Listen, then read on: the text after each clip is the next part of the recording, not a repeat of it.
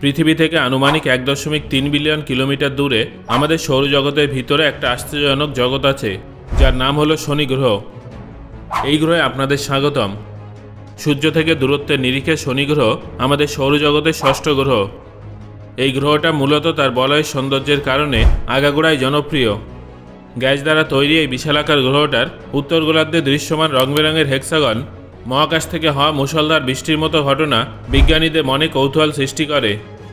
তবে সম্প্রতি বিজ্ঞানীরা শনি গ্রহের বলয় সম্পর্কে একটা অদ্ভুত তথ্য আবিষ্কার করেছেন, আর সেটা হলো যত দিন যাচ্ছে শনি গ্রহের বলয় ক্রমশ বিলুপ্ত হয়ে যাচ্ছে।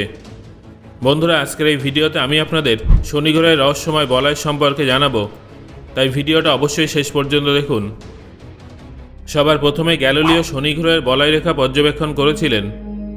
পরবর্তী সময়ে আমরা আমাদের আধুনিক বৈজ্ঞানিক প্রযুক্তির মাধ্যমে এই বলয়রেখাগুলো স্পষ্টভাবে দেখার পাশাপাশি সেগুলোর সম্পর্কে একাধিক তথ্য একত্রিত করেছি। 1979 সালে পাইনিয়ার 11 স্পেস প্রোবের মাধ্যমে শনি গ্রহের সবথেকে কাছের ছবি ক্যাপচার করা হয়েছিল।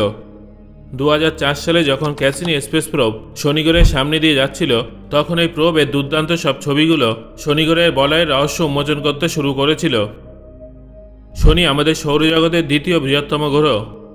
এই গ্রহের কেন্দ্রের ব্যাসার্ধের অর্ধেক।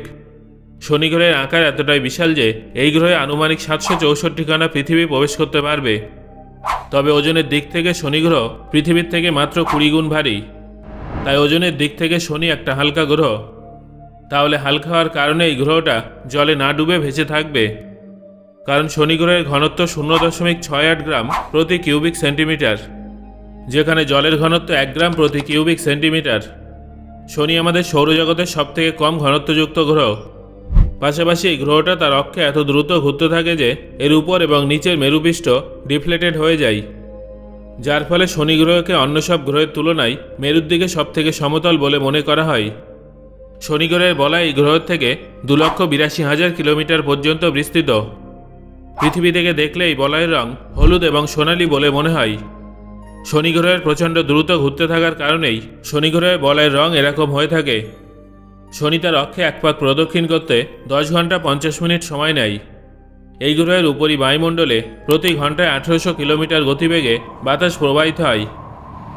শনি গ্রহের সবথেকে বিস্ময়কর রহস্যটা হলো এর উত্তর গোলার্ধে দৃশ্যমান বিশালাকার হেক্সাগন আকৃতি। এই হেক্সাগন আকৃতি প্রায় 20,000 কিলোমিটার বিস্তৃত।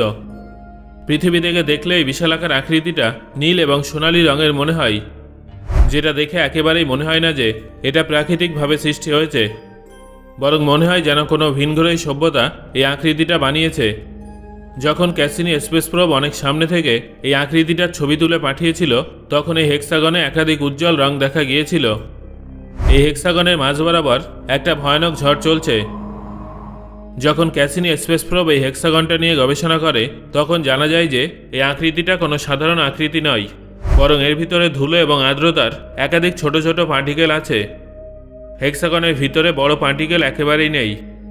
অন্যদিকে এই আকৃতির বাইরেটা একেবারে বিপরীত, অর্থাৎ সেখানে বড় পার্টিকেলের উপস্থিতি অনেক বেশি এবং ছোট পার্টিকেল অনেক কম আছে।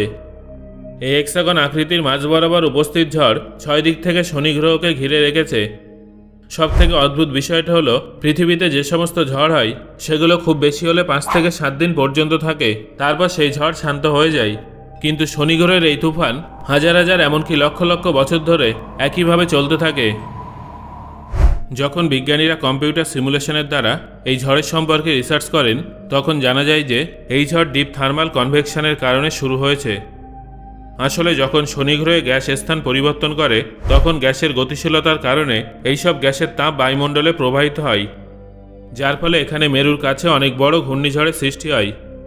গ্যাস থেকে বেরোনো তাপ এবং শনি গ্রহের গতিশীলতার জন্য উত্তর মেরুতে এমন পরিস্থিতির সৃষ্টি হয়, যার ফলে শনি গ্রহের উত্তর গোলার্ধে ঝড়ের চারিদিকে হেক্সাগন আকৃতি জন্ম নেয়। বিজ্ঞানীরা জানতে পেরেছেন যে এই ভয়ানক ঝড় এই হেক্সাগন আকৃতির 1000 কিলোমিটার গভীর পর্যন্ত বিস্তৃত। এখনও পর্যন্ত আমরা এত প্রবল ঝড় ব্রহ্মাণ্ডের অন্য কোনো গ্রহে দেখতে পাইনি, যদিও আমরা ব্রহ্মাণ্ডের খুব কম বিষয়ে জানি। আমাদের সৌরজগতে শনি গ্রহের মতো প্রতিকূল পরিস্থিতি অন্য কোনো গ্রহে নেই। তবে শুধুমাত্র হেক্সাগন আকৃতিই নয়, শনি গ্রহের বলয়গুলোর মধ্যেও এক অদ্ভুত সৌন্দর্য আছে।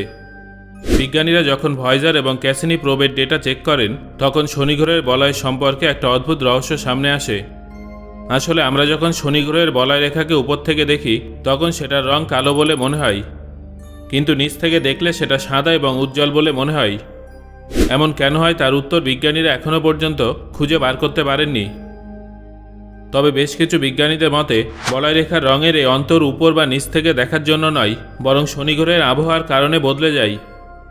যেভাবে আমাদের পৃথিবীতে ঋতু পরিবর্তন হয় সেইভাবে শনি গ্রহেও ঋতু পরিবর্তন হয়ে থাকে। যেহেতু শনি গ্রহ সূর্যকে প্রদক্ষিণ করতে পৃথিবীর 10,000 দিনের থেকেও বেশি সময় নেয়, সেই জন্য এই গ্রহের ঋতু অনেক দীর্ঘ হয়ে থাকে। এখানকার একটা ঋতু পৃথিবীর 7 বছরের সমান হয়ে থাকে। বিজ্ঞানীদের অনুমান অনুযায়ী শনি গ্রহের পরিবর্তিত আবহাওয়ায় এই বলয় রেখার রং পরিবর্তনের কারণ। এই বলয় রেখাগুলো ধুলোকণা দ্বারা তৈরি। ধুলোর কণা বলয়ে উপস্থিত বরফকণার থেকে আলাদা হয়ে স্বতন্ত্র রূপে ঘুরছে।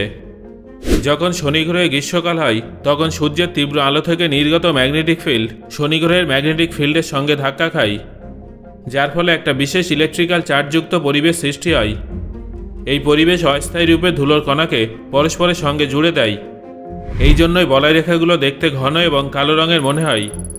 অন্যদিকে ঠান্ডা বেড়ে গেলে এই ধুলোর কণা পুনরায় স্বতন্ত্র হয়ে যায়, যার ফলে এই কণার ভিতর থেকে ভালোভাবে আলো প্রবেশ করে এবং এগুলো পুনরায় উজ্জ্বল এবং সাদা রঙের দেখতে লাগে।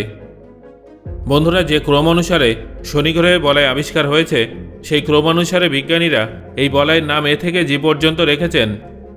শনি গ্রহের ইকুয়েটর থেকে 7,000 কিলোমিটার দূরত্ব অতিক্রম করলে এই বলয়ের প্রারম্ভ শুরু হয়ে যায়। শনি গ্রহের সর্বশেষ বলয় হল ই। আপনি যদি এই বলয়ের প্রান্তে একটা পথ নির্মাণ করেন তাহলে সেই পথটা আনুমানিক 4,20,000 কিলোমিটার দীর্ঘ হবে। শনি গ্রহের সমস্ত বলয় উপর থেকে দেখলে সমতল বলে মনে হয়। অনেক স্থানে এই বলয়গুলোর গভীরতা 1 কিলোমিটার, আবার অনেক স্থানে এই বলয়গুলো মাত্র 10 মিটার গভীর। এই বলয়গুলো বরফ এবং শিলা দ্বারা তৈরি, যার মধ্যে কিছু শিলা ধুলোকণার সমান, আবার কিছু পর্বতের মতো বিশাল। এই বলয়ের কক্ষভেদ এদের বাইরের দিকে ধাক্কা দেয়। অন্যদিকে শনি গ্রহের মাধ্যাকর্ষণ শক্তি এই বলয়গুলোকে ভিতরের দিকে টানে, যার ফলে এই বলয়ে ভারসাম্য বজায় আছে। আমাদের সম্পূর্ণ সৌরজগতে অন্য সমস্ত গ্রহের তুলনায় শনি গ্রহের কাছে সবথেকে বেশি উপগ্রহ আছে। বিজ্ঞানীদের মতে অতীতে শনি গ্রহের কাছে আরও অনেক বেশি উপগ্রহ ছিল। কোনো একদিন শনি গ্রহকে প্রদক্ষিণ করার সময় শনির কিছু উপগ্রহ নিজেদের মধ্যে ধাক্কা খায়, যার ফলে এই বলয়গুলোর সৃষ্টি হয়েছে। আর একটা অনুমান অনুযায়ী যখন আমাদের সৌরজগৎ সৃষ্টি হয়েছিল তখন শনি গ্রহের কাছাকাছি কিছু বামন গ্রহ উপস্থিত ছিল, যেগুলো সময় যাওয়ার সঙ্গে সঙ্গে পরস্পরের সঙ্গে ধাক্কা খায় এবং শনি গ্রহের আকর্ষণে এর বলয়ের আকার ধারণ করে। কম্পিউটার সিমুলেশনের মাধ্যমে শনি গ্রহের বলয় সম্পর্কে ধারণা করা হয় যে এই বলয়গুলো আসলে শনি গ্রহের একটা উপগ্রহ থেকেই সৃষ্টি হয়েছে। এই উপগ্রহটার আকার এতটাই বড় ছিল যে যা নেপচুন এবং শনি গ্রহের প্রবল মাধ্যাকর্ষণের কারণে বিভক্ত হয়ে যায়। বর্তমানে সেই উপগ্রহের বিভক্ত ধ্বংসাবশেষকেই আমরা শনি গ্রহের বলয় হিসেবে চিনি।